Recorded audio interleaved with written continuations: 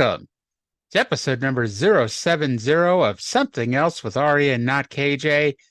Feast your hair holes on this week's episode as we take a look at Mid-South Wrestling from January 6th, 1983. My name is Arya, and welcome to the show. Listeners, let me ask you a question. Do you ever feel like the biggest dumbass on the internet? So last night, I was getting ready to record this show, and I should explain my very sophisticated and advanced setup. I have a microphone, I have an audio board, and I have the headset that I've used since, before episode 1. It's a $20 Walmart special I bought many moons ago when I had a work-from-home job, and I think it's a fucking gaming headset. It's got a headset, it's got a little microphone on it. But once I switched over to my incredibly expensive audio equipment that I purchased, I kept the headset and just use it. And for those of you who can't figure it out, basically in the headset, I hear the audio that I play and I hear my voice echo. So yeah, it's kind of annoying, but you get used to it quickly. Anywho, last night I'm testing the equipment out, and for some reason, the audio was very faint in my headset. And I'm pissed off at my computer, and I'm pissed off at Zoom for not working. I'm furious. I'm restarting my laptop, restarting my audio equipment, unplugging it, plugging it back in, etc., and nothing. I did a test recording just to see what would happen, and that came out faint. Finally, after like 30 or 40 minutes, which included me searching Google for reasons why this was happening, I said fuck it and just didn't even try and, just gave up. Today. So after I get a good night's sleep and in theory wake up refreshed and ready to go, I plugged everything back in and realized the issue. The volume on my headset was turned almost all the way down. So now that I've grown a brain, I can resume my podcasting duties.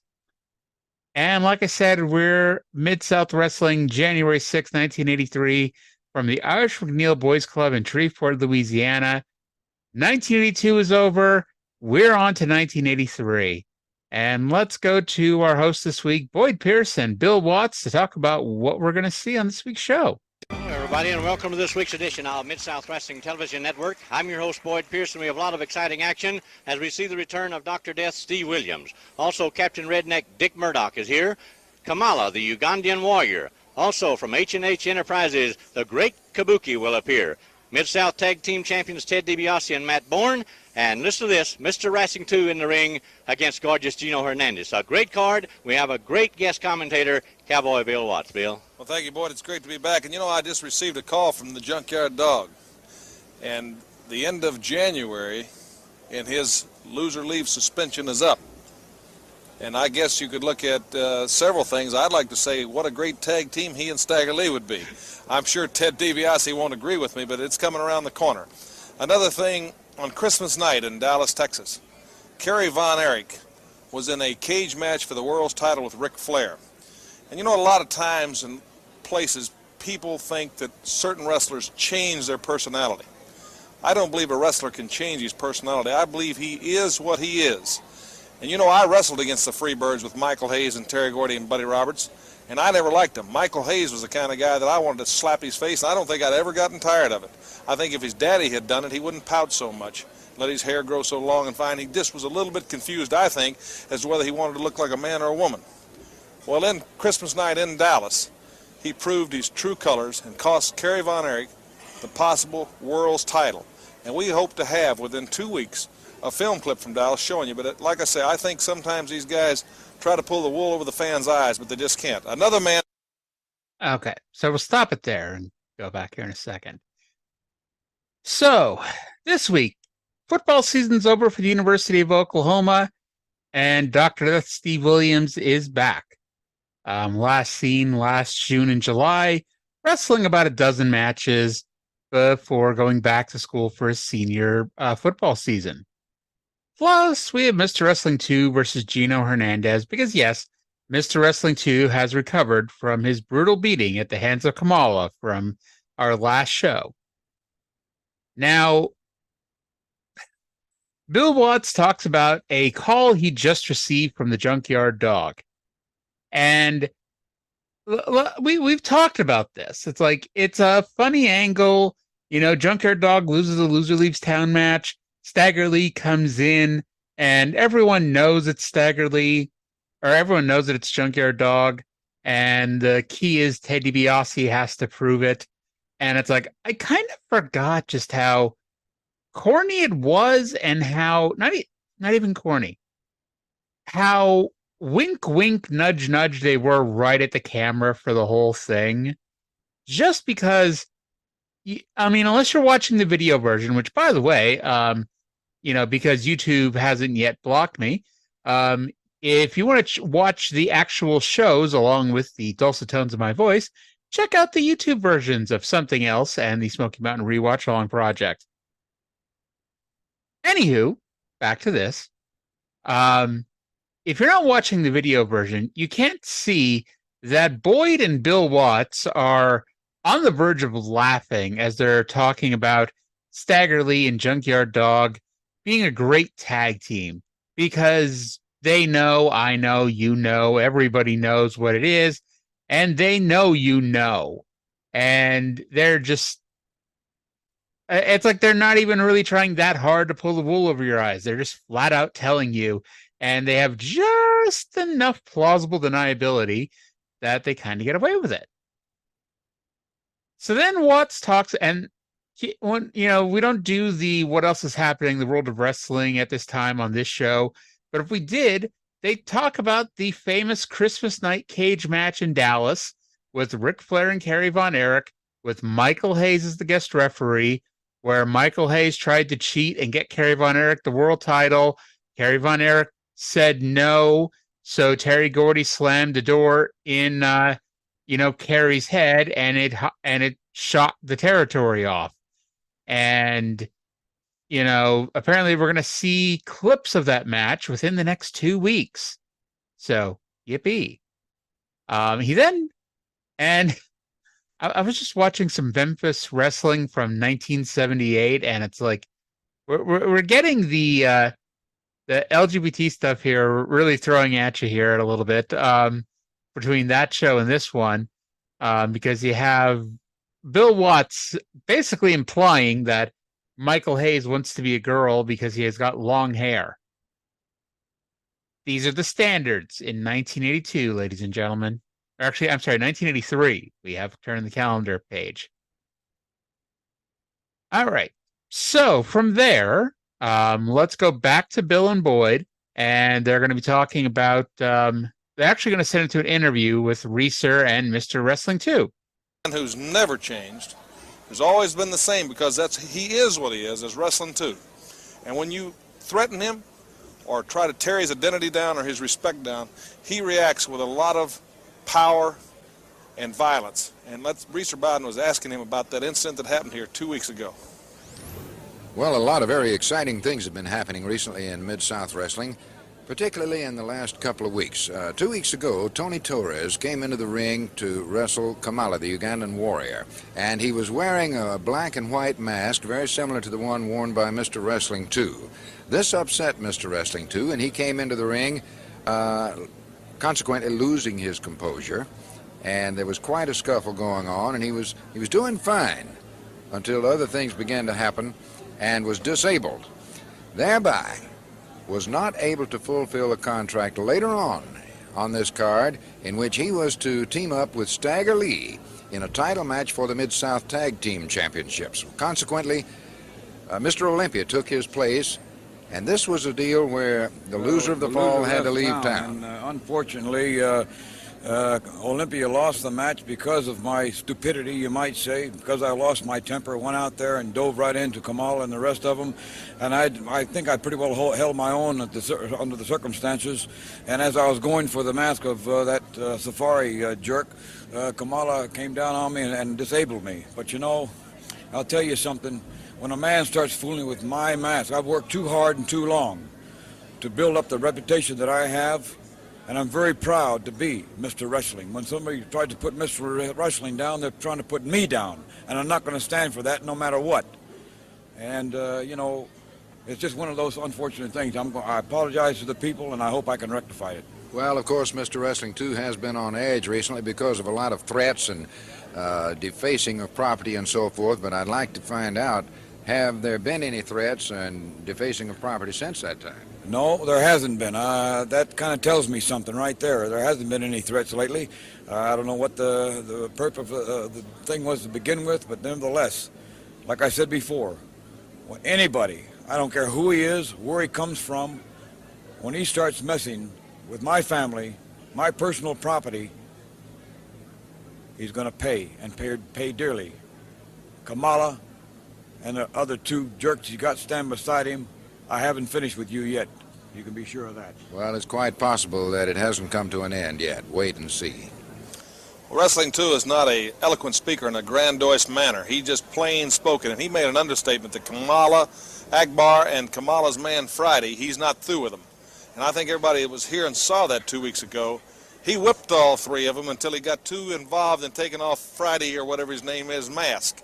But Wrestling 2 is not through with them. Another powerful young man, Mr. USA Tony Atlas. Let's relive when he did a bench press with repetitions at 500 pounds, came back with no rest period at all, and did 550 pounds at a... Let's not. We've already seen that now twice on this show. Not sure why we need to see it 3 times. So let's just skip that and, move on here. Okay. So, Mr. Wrestling 2, they talk about how 2 weeks ago, there was a match with Kamala and Tony Torres, and this was when Akbar was paying jobbers to wear masks so Kamala could beat them, attack them, and take the mask. And the mask that they wore was the defaced Mr. Wrestling 2 mask that we saw a few weeks ago, or close to a month ago, which had the yellow stripe painted down the front of it. Which makes you ask the question, was Akbar behind it? Is Kamala behind it? Is Friday behind it? However, when he went running in, because he's a bit hot-tempered, he got injured. He got injured and was unable to wrestle in his Loser Leaves Town no disqualification match, and Mr. Olympia stepped in for him, took the match, and then Mr. Olympia did the JOB and has to leave Mid-South for 90 days. 2 says that he's sorry that happened. He's proud to be Mr. Wrestling 2 and will stop anyone trying to injure him. And he does mention, and maybe a holiday thing or what have you, but there have been no threats against him in the past 2 weeks since that match. But he mentions that someone's trying to mess with his family and his property. He says they will pay dearly. And then he says he's not finished with Kamala. So did they just drop a major hint? Who knows? We'll have to find out in the next few weeks or coming up here. You saw them then re-air the clip from November where Tony Atlas bench pressed 550 pounds, which, even at the time, the whole reason for it, because let's be honest, this wasn't Paul Ellering, doing exercises. This was just there. It was there for the visual gag of Junkyard Dog and Stagger Lee helping spot Tony Atlas on the bench press. We finally go to the ring for our first match. It is the return of Dr. Death Steve Williams versus Tom Ernesto Jr. As we mentioned earlier, college football season is over, so Dr. Death is back here in Mid-South. Now, we talked about last year that he was obviously very green. Very green. But you could see there was something there. Williams keeps it simple with his offense, using a lot of arm drags, using a lot of headlocks. And he's still a little too hesitant, like you see with a lot of people in their first matches. Now, the thing with people in their first matches, nowadays when everything is, online and being streamed, now's a different story. But typically, your first matches aren't being nationally televised and being critiqued by some idiot with a microphone on the internet. Like, someone I know. But it's one of those things, like I said, you can see a lot here, but you can see that he's hesitant. And then at other times, to make up for being hesitant, he'll go too fast. So Dr. Death he's got some to go. But even if you had no idea that Dr. Death becomes a pretty big star in wrestling, you know that there's something with him here, that the future is bright for Dr. Death. Now, weird randomness, as we've mentioned multiple times over the past year or so, Bill Watts likes to go off on tangents. And one of his favorite tangents to go off on is amateur wrestling. Let's go to Bill, because he's going to talk about amateur wrestling, and he name drops somebody. Let's see if you pick up on that. Steve Dr. Death Williams, a man that had that name since he was in high school. And I can tell you, Oklahoma sure needs a heavyweight like him this year at the University of Oklahoma. OSU, the fine team there, has Big Mitch Shelton, a 400-pounder. LSU, who's in our area, Louisiana State University, has Big John Tenta, a 340-pounder that's a youngster from Canada. At the University of Oklahoma, at Stan Abel, Sooners don't have really a super heavyweight, and they miss him. That's that home run punch on the end. Okay, so other than the fact that the heavyweight limit in wrestling used to be an unlimited amount, because I think it's the same as the MMA weight limit. I think it's 265, but I don't know for 100% sure. But either way, they have a weight limit nowadays. But anywho, if you notice, they mentioned 340-pound heavyweight from Louisiana State by way of Canada, John Tenta, who, in case you're just like, wait, I know that name, but I don't know that name, he would go on to be more famous in the WWF as Earthquake and, future tag team champion. So, by the way, Dr. Death wins with the Oklahoma Stampede. We go to our next bout here. It is Marty Lundy with Headband versus the returning Dick Murdoch. So a lot of returns in this match. Lundy's Headband, that we joked that we never knew Marty Lundy had that big of a head, or maybe he just has a small headband, because that thing gets stretched across that man's head. Oh boy. And we have Dick Murdoch, who is back from another tour of Japan. I will never forget, legitimately, and this is one of those things I don't think about every day. I think about anytime I see Dick Murdoch, which, I see him about once a week for 2 or 3 months, and then he goes away for a while and then comes back. But I will never forget that episode 6 months ago when he had a match, and it wasn't an impromptu match.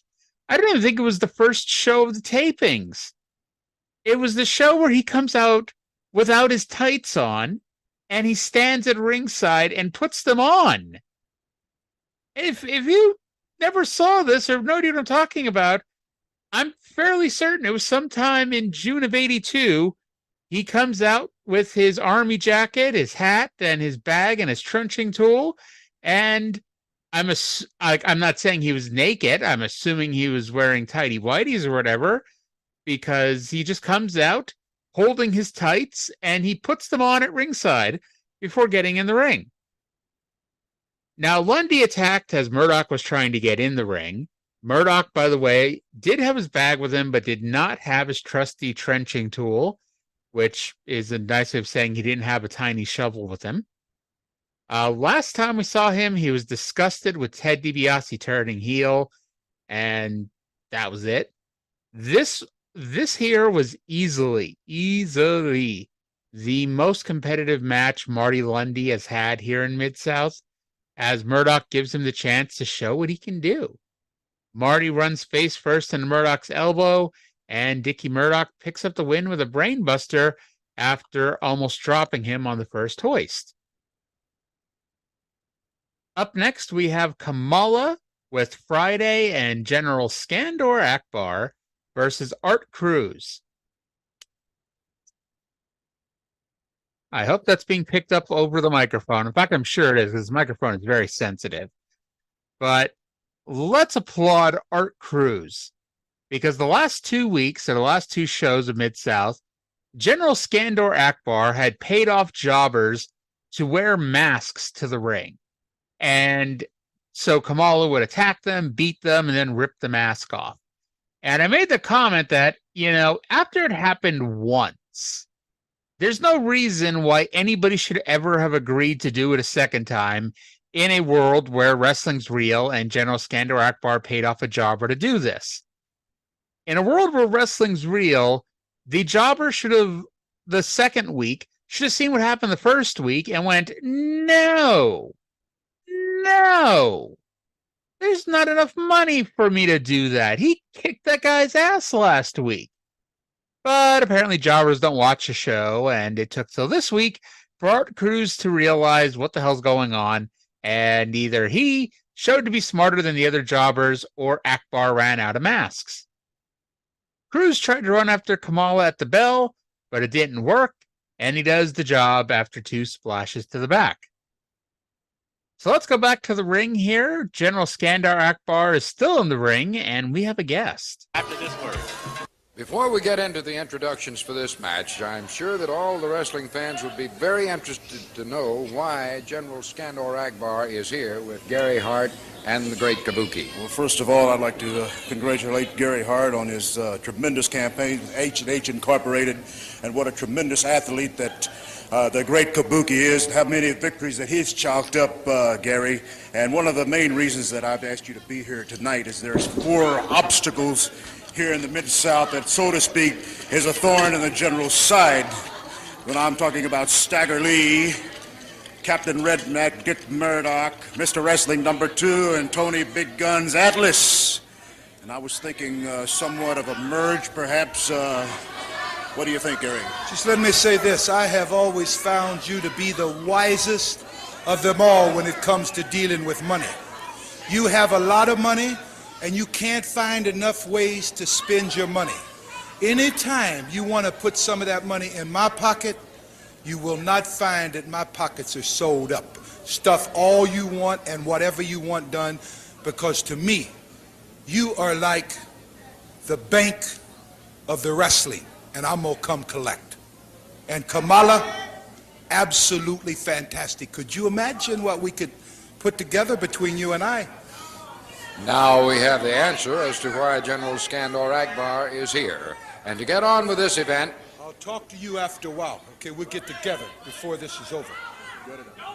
So, Gary Hart with the backhanded compliment there, talking about Akbar and his money, because we have seen Akbar tends to spend freely with his money in situations where perhaps he shouldn't.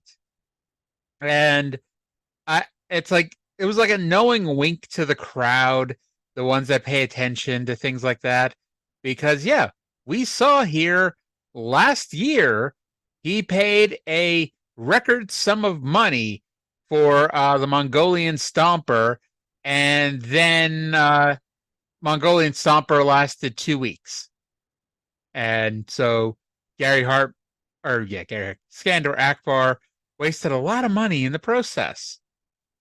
However, so Akbar congratulates Gary Hart on his success, and Akbar brings up the 4 roadblocks in Mid-South, which are, the 4 top baby faces, Stagger Lee, Mr. Wrestling 2, Tony Atlas, and Dick Murdoch. And he offers a merger of Akbar's crew and Gary Hart's crew, so they together can do what one manager couldn't do, and that's rid Mid-South of these top baby faces here. Gary Hart says his pockets are always open if Akbar wants to put some money in it. And while this is going on, Kabuki's doing a a nunchuck demonstration, which, you know, hey, let's be honest here, especially in 1983, that was impressive to watch. You know, for fuck's sake. I do want to point out, now, my knowledge is spotty, as we've mentioned, about managers coming in and out. However, and it's kind of funny they mentioned the world class thing at the beginning, because Gary Hart was the booker of world class up until week ago, depending on who you ask, where he got his paycheck for the week of Christmas shows that he booked. And I remember he goes into more detail in his book, and it's been a while since I've read it, but he was supposed to be paid a certain amount per ticket or for how many people were in the crowd. And he was paid a very disappointing sum of money for that week's worth of what he claims was sold out shows. And so he quit his booker. And so he's out of world class. And the funny thing is, yeah, he set up the angle to Freebirds and Von Erichs. But Ken Mantell is the one that gets the credit because he's the one that actually booked the feud when it was the hottest thing going, you know, in all of wrestling, actually, in 83. But so Gary Hart, I don't recall how long Gary Hart is here with us, but he's at least here for 1 week, so we'll see how long he goes from here. By the way, Great Kabuki with Gary Hart in his corner took on Tim Horner, our good friend Tim Horner from the Smoky Mountain Rewatch Along Project, which you can check out, you know, every week right alongside something else. A microphone, by the way, it was near Tim Horner and he didn't talk, so we call that a win in the podcasting industry. Kabuki blew the mist on his hand to start the match. Horner tried to use his speed to create separation from Kabuki, but he wasn't fast enough. Kabuki laid him out with one kick after another and wore Tim down with the nerve pinch. Kabuki locked on a move that, as a child, we referred to this move as a titty twister. I'm sure there is a much more adult, mature way to say it, but he grabbed the pectoral region of Tim Horner and squeezed. Horner showed that he was tougher than a child and fought back, but Kabuki locked on the double titty twister, but Horner got out of that as well, hit a leg drop for a near fall, but unfortunately Horner's best was not good enough this week as he got pinned with a thrust kick. All right, it's a new year. We are full of new people on this show, and up next, we're going to have an eyebrow raised for half a second. It's tag team champions Ted DiBiase and Matt Bourne versus Buddy Landel and Bruno Sammartino Jr. Yeah, Bruno Jr., of course, would be better known as David Sammartino, the man who lost the Phantom submission match in Philadelphia on his way out of the WWF. And I don't think this was the last match, but the last nationally televised match I seem to recall him having was he did a one-off in WCW one time and looked absolutely nothing like you remembered. So anyway, Bill uses this opportunity to brag about how he versus Bruno Sr. had the biggest attendance in the history of Madison Square Garden. Bruno Jr. got to look good here, and the crowd got super into him as they dropped both champs with a series of slams. Watts said he is not coming out of retirement if they bring back the Brass Knuckles Trophy. He will attend the show purely as a fan and nothing more. All right, so I'm going to play the next bit of audio here, and it's regarding a recent board of directors meeting held in Mid-South that somehow, someway, Bill Watts knew all about, despite just being a retired wrestler and humble commentator.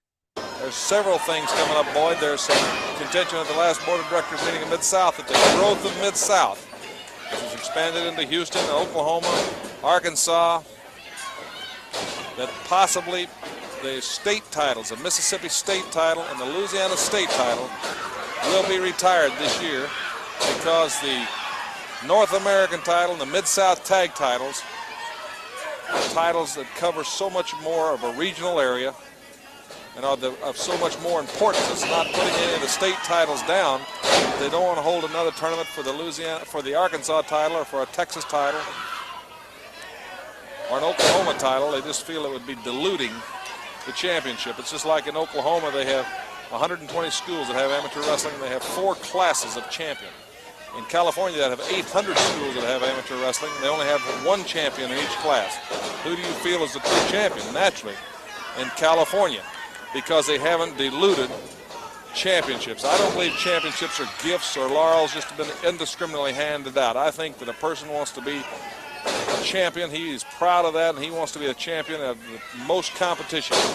And definitely with the growth of Mid-South and the respect, it's probably the 3rd largest wrestling organization now in the United States. I think the board of directors may be making sense, and we'll hear more of that sooner. But right now, the match. All right. So we get some news as to something to possibly look forward to in 1983, where thanks to the expansion of Mid-South, they're not just limited to 2 states. We've mentioned they go into Texas, they go into Oklahoma, Arkansas.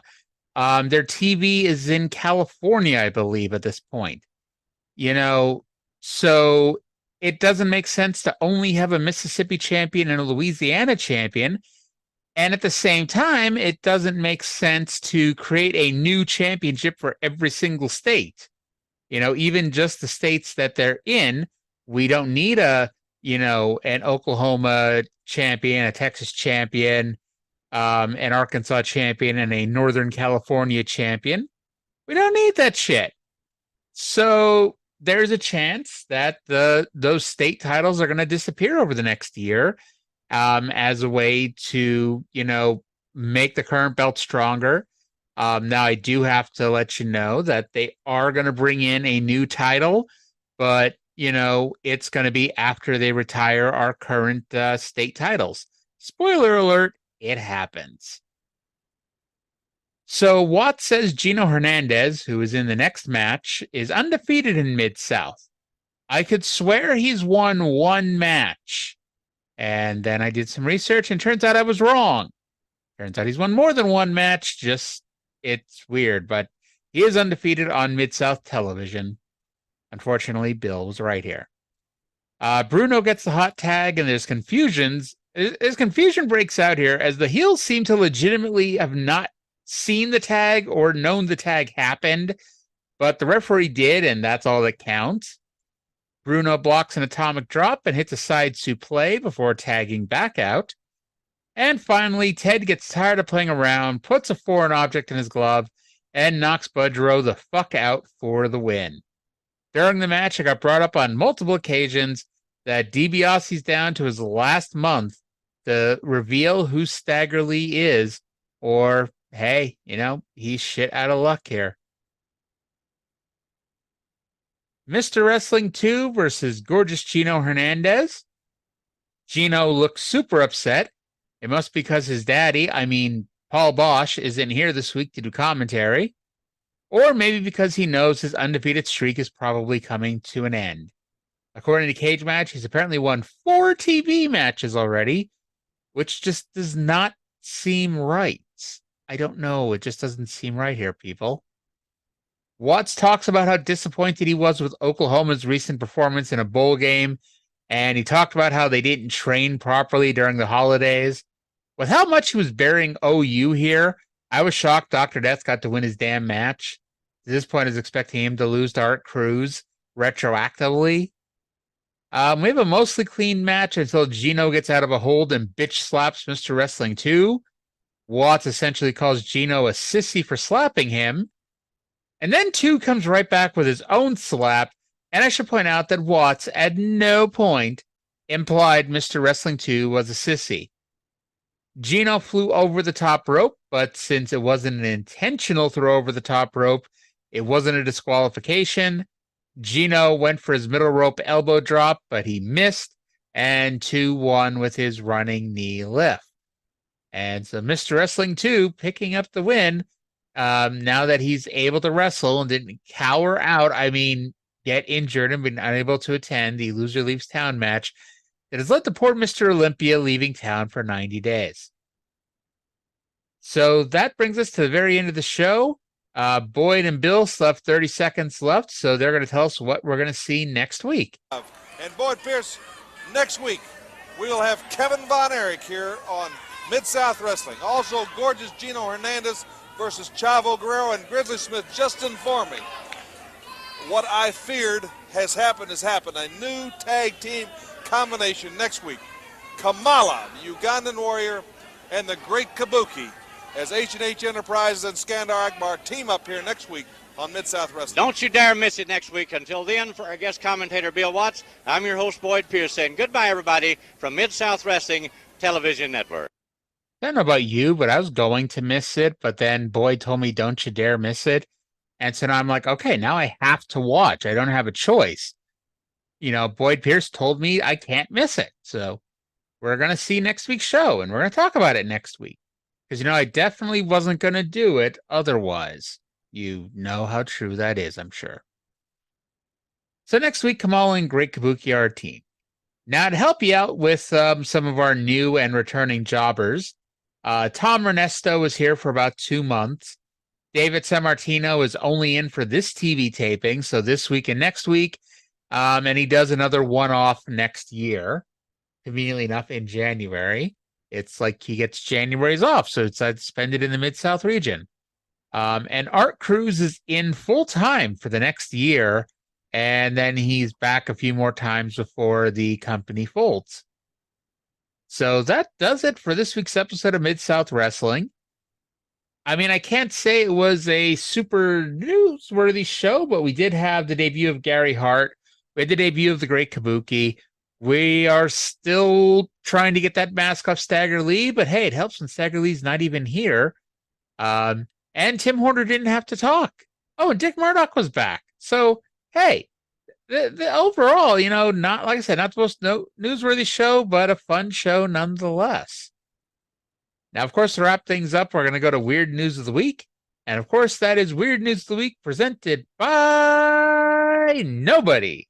Nobody, the company that sponsors nothing. And for that, of course, we go to UPI.com. We go to our old friend Ben Hooper for this week's Weird News. Woman spots snake slithering into her bathroom scale. See, I always knew there was a reason that bathroom scale showed that I weighed more than I felt that I really did. There must be a snake in there. Anywho, a snake catcher was called to a South Australia home where a woman spotted a venomous snake in her bathroom and watched it slither into her scale. A video posted to Facebook by Barossa Reptile Services snake catcher shows that the serpent wrangler removing the juvenile eastern brown snake from inside the Barossa Valley woman's bathroom scale. This little fella must have been concerned about his weight this afternoon, the post said. Ha ha ha. The homeowner theorized the snake must have hitched a ride inside the house with a mop that had previously been left outside. Okay. The snake was released back into the wild a safe distance from the home. Okay. I have a mop. I mean, I've got hardwoods. I have a hardwood floor, so I think most of y'all probably realize I have a mop. And even if you have the stringy mop, how the hell would you not notice there's a snake inside your mop? Jesus H. Christ. But anywho, while we stop and wonder, like, how, I don't know. While we stop and wonder that, we're going to come to the end of this week's show. Next week, of course, we're going to talk about more Mid-South Wrestling. And as I always say, please check out the Smoky Mountain Rewatch Along project. It's a fun show. But until next week, there's our outro music. Thank you for listening, and we'll talk to you again in 7 days.